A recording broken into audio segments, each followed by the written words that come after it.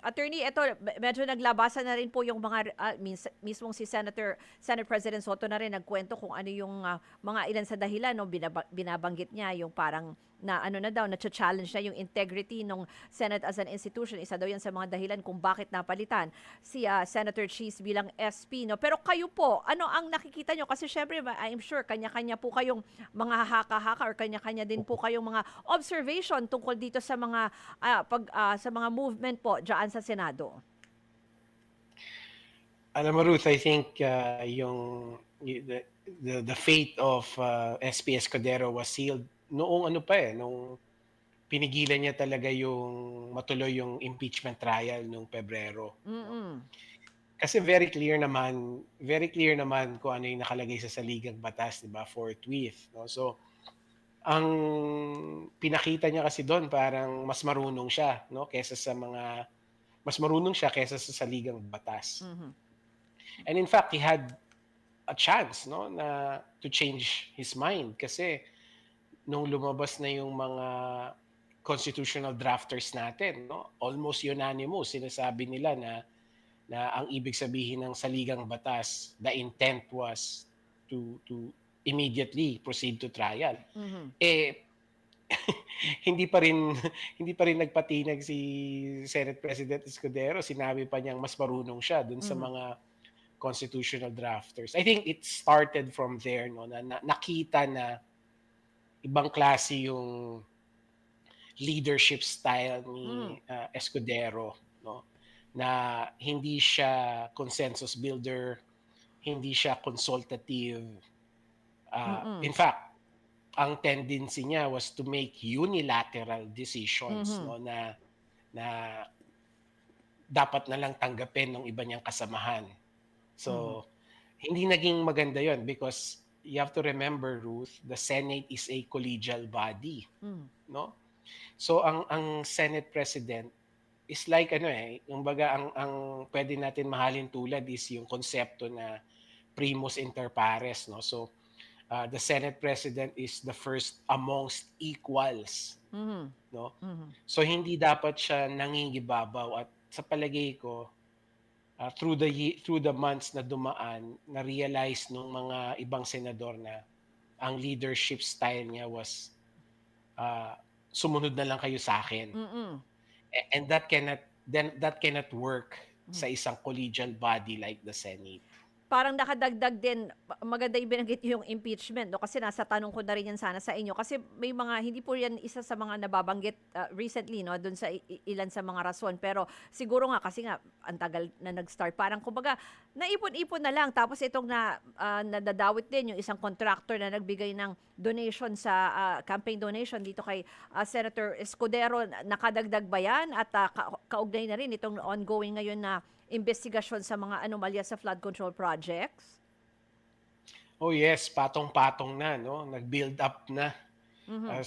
Sa tingin ko, nail on the coffin na yung ano, yung lumabas na tumanggap pala siya ng donasyon, ano? At ang masakit nun kasi yung he was not even parang remorseful di ba? Parang Mhm. Mhm. nung lumabas yung balita, parang ang posturing pa niya is wala akong ginawang masama, Mhm. tama ako. So, I think yung ganong attitude kasi nakakapangamba yon para sa mga ibang senador Mm. na hindi na ang isa pang magandang example, Ruth, alam mo naalala mo yung nag-appoint siya na spokesperson Mhm. Hmm, mm. for the impeachment court. Mm, mm, mm. Can you imagine that? Nag-appoint siya ng spokesperson niya Mhm. for the impeachment court, 'di ba? Umalma nga si Si Senator Ontiveros na, mm. "Ba't ka nagsasalita diyan na in our behalf, hindi Senator naman Kiko namin ikaw." also. Mm. Mm. Right? 'Di ba Oo. natatandaan mo 'yun? So, that's the kind of leadership quality or kumbaga performance na it won't really work Mhm. in a collegial body like the Senate no Pe na maliit. oo. So I think nag-ano na kumbaga napuno na sila at well they also have to protect their own interests, right? Yes. Itong mga senador na to. So they made the move. Unfortunately, Mm. natanggal si Escudero. Pero sa ngayon, siguro para sa kaalaman din natin at nung mga listeners natin, ano ang nakikita nyo naman sa pagpasok ni Senate President Tito Soto? Ano ba yung relasyon niya? Halimbawa sa mga Marcos, kay Pangulong Marcos, anong nakikita nyo parang paano to, although sinabi ni PBBM, it won't affect his legislative agenda, no? Pero ano ba ang relasyon nila or even ang relasyon din ni Soto with the House leadership naman kay Speaker Romualdez? It's not really about a specific Mhm. relationship, no? It's more about who Senator Soto is. Mhm. Senator Soto is a veteran politician, no? At ang reputation pa niya is consensus builder siya, consultative siya. Mm. Kasi siguro humble kasi siya, no? He knows na he's not a lawyer, hindi siya well known as a very parang outstanding Mhm. legislator.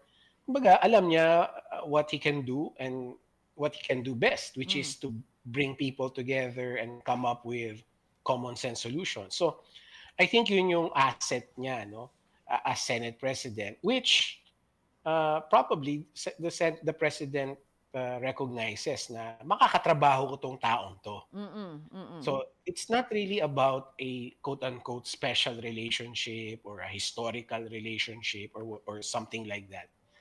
It's more of Senator Soto, Senate President Soto, Mhm. being a pragmatic type of Senate President. Mm. Tandaan natin, he was also Senate President during the previous administration at Hmm. nakatrabaho din naman niya to a Mm. certain extent si Pangulong Duterte. So I suppose that's my point here, no? It's not Yes. whether Mm. meron tayong nakikitang special connection, but it's more of really the ability of Mhm. Senate President Escudero to work with whoever is in Malacanang or whoever is in the Batasan. Sa kabilang banda naman, ito namang minority with Senator Alan Peter Cayetano being the minority leader. Of course, it doesn't always equate na yung minority yung opposition kasi halimbawa, yung sila Risa Ontiveros is with the majority. Pero anong nakikita yung magiging dynamics niyan ngayon with the minority?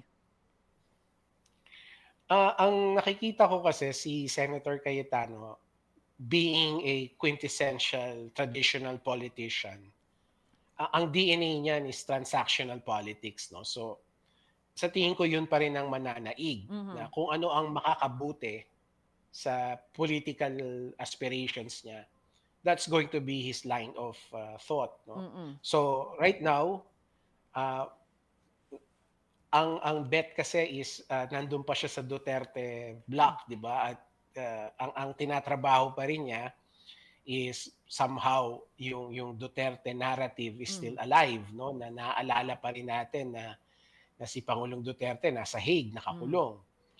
But that's the politics of it, no? Mm. As far as legislative agenda is concerned, sa tingin ko it's going to be politics as usual for him. Kung saan siya makakakuha ng attention, probably dun siya tututok, no? Mhm. And para yung attention is still on him. Mhm. Pero, pagdating halimbawa dito sa isa sa mga malalaking nagbago siyempre itong, Blue Ribbon Committee na ngayon ay, pangungunahan na po ni Senator Panfilo Lacson kung babalikan din natin yung siyempre yung closeness din ni SP Soto and ni, Senator Lacson ano. Pero anong nakikita niyo ngayon na si Lacson na po mismo ang uupo, siya yung talagang nag-e-expose itong mga ano 'no, nung mga, anomalya na ito pero ngayong siya na mismo yung nandiyan? Ang tingin ko mas magiging disiplinado yung hearings, no? Mas magiging orderly na wala masyadong mga patawa-patawa. Kasi si Senator Lacson, ang background niya is investigation, eh, no? Mhm. Investigator, no? So, ang nakikita ko is magiging step 1, step 2, step 3 yung magiging investigasyon. Mm. Mhm. Unlike siguro in the short time na naging chairman si Senator Marcoleta, dahil siguro abogado siya, sanay siya dun sa mga courtroom drama, eh, mas naging freewheeling in a way, no? Yung para mas maging dramatic yung effect ng investigation. Palagay ko 'pag si Senator Lacson na is magkakaroon tayo ng parang, order dito na Mhm. meron muna tayong step 1 and then pupunta tayo sa step 2 then pupunta tayo sa step 3. Mhm. Yung isa pa pong banggitin ko na rin na isang mahalaga na naalala ko nung yung reporter natin sa Senate, si Mean Los Baños, sinasabi niya isang mahalagang tinututukan ay kung mapapanatili yung Committee on Finance naman dyan kay Senator Win Gatchalian. At yun na nga, naiwan po sa kanya yan. Anong magiging direksyon lalo na ngayong budget deliberations? Ano pong nakikita nyo dyan? Actually, Ruth, this is really the most important, Mhm. aspect of everything, itong sa change in leadership. Kasi I think with Senator Soto now the president and Senator Gatchalian still there and Senator Lacson now in the Blue Ribbon, Mm-mm. mas mapubuksan yung proseso ng budget eh. Mm-mm. Mas magkakaroon ng attention sa detalye at mas magkakaroon ng pagkakataon ang publiko na mapanood Mhm. kung ano talaga yung nangyayari sa budget. And also, kung ano yung nangyari doon sa NEP, no? Mm. Nung nasa Malacanang pa 'to, nung nasa executive pa 'to. Mm. So this is really yung pinaka-exciting part dito sa change in leadership na pagdating ng deliberations ng budget, eh, baka magkaroon tayo ng mas bukas Mhm. na proseso at meron tayong pagkakataon na mapanood talaga yung mga detalye line by line dito sa budget na 'to. Of Mm-mm. course, kasama na dun, malalaman na natin kung sino yung mga nag-insert, Mhm. sino yung mga nagtrabaho sa DPWH para dun sa insertion. So kasama na yon. Mm, mm. Yung tingin niyo ba kasi parang isa sa mga naging glaring daw na parang hindi nababanggit nung si Senator Marcoleta po yung nasa Blue Ribbon Committee, yung naging role po ni, ewan ko kung mabubuksan kaya ito ni dating DPWH Secretary at ngayon Senator Mark Villar? Um, what for, no? Mm, mm, Kasi ang pinag-uusapan natin yung budget ngayon, ano? mhm, Siguro dapat yung ombudsman, yung bagong ombudsman, dapat hindi siya matakot imbestigahan yung mhm, dating DPWH secretary na senador na ngayon. mhm, Kasi siyempre sakop 'yun ng yung mga transaksyon na dapat imbestigahan mm, for a possible corruption case. Eh, sakop pa niya yung dating administrasyon, eh. So, mhm, kailangan pasok sa mga investigador nila, sa mga prosecutors si Senator Villar. So, mhm, maybe in this Senate effort, pagdating sa deliberate ng budget, mhm, palagay ko dapat ma-mention din siya. But really na punteryahin siya na imbestigahan, mhm. ang ano ko dun, what for, 'di ba? Yeah, Ang oo. ombudsman talaga dapat may tangan nun. Okay. Pero ito, in general naman, itong anong nakikita niyo na where is the Duterte block, in all this, yung mga senators po? I think, nasa ano pa sila 'no, still in shock 'no, kasi Mm, parang hindi sila na-involved dun sa transition, eh. mhm, I think they were not, brought in dun sa decision, eh, 'no. So I mhm, think yung Duterte block ngayon, they do not know anong clout nila, eh. mm, They might have no clout anymore, no? Kasi the fact na they were ignored in the mm, decision making process, no? So medyo kailangan nilang mag-regroup kung ano yung ano talaga nila, kung meron mhm, nga ba silang agenda talaga or gusto lang nila mapanatili sa public eye yung narrative ni Pangulong Duterte. mhm, But as far as legislation is concerned, uh, parang they will now have to double their effort para magkaroon sila ng impact. mm, Otherwise, uh, wala sila, masasantabi lang sila. mm. Yung, in terms of legislative agenda, sa tingin niyo, magiging maayos ang, yung kaninang binanggit ko na rin ano, yung relationship din, sa pagsusulong pareho 'no, although nagsabi na rin naman itong si House Speaker Romualdez so na nakikita niya na mas magiging maayos naman din yung pag-usad ng legislative agenda ng Marcos administration. Tingin niyo ganyan ba ang magiging direksyon?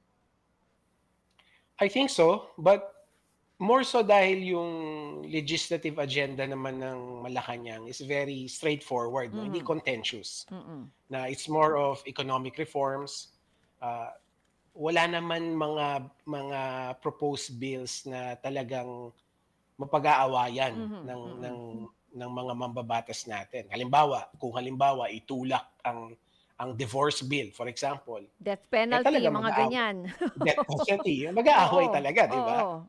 Pero hindi Mm. naman, eh. Mhm, Alam mo mm, naman 'yan, Ruth, eh, 'di ba, yung mga tinutulak na mhm. batas na, bills ng administration, usually that's economic. Mhm, mm. Eh, bibihira kang makakahanap na mag-o-oppose niyan unless of course talagang merong obviously and palpably disadvantageous para sa bansa, 'di ba? Mhm, mm. Eh, nakalusot nga yung ano, eh, yung long-term lease for foreigners, 'di Hmm, ba? mm, mm. Ni hindi natin pinag-uusapan sa Yes, oo. public, arena, bigla na lang napirmahan na na batas, 'di ba? Mhm. So, But palagay ko yun ang magiging dahilan mm, na walang masyadong makikipag-away sa Malacanang is because yung mga bills naman na nilalatag nila, eh, hindi naman contentious. mm. So, iwan ko lang yung topic na yan pero napag-usapan na rin kasi namin 'to kanina with, Congressman Erice, itong independent commission na bubuuin nga po ano ng, pangulo.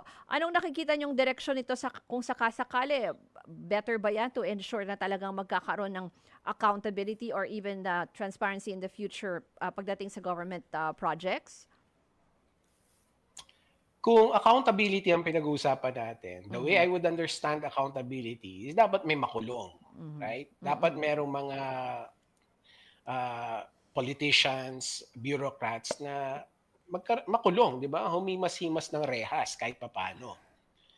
If that is the objective, then baka yung independent commission is not the right way. mm, Kasi ang trabaho ng pag-prosecute ng mga corrupt is is mandated by the Constitution to the ombudsman. mhm, Ombudsman ang may responsibilidad do'n at hindi puwedeng sapawan ng kung anumang independent commission. mm, So, kung accountability ang objective, ang dapat tutukan natin is yung ombudsman. mhm, Specifically, yung special panel na binuo na mm.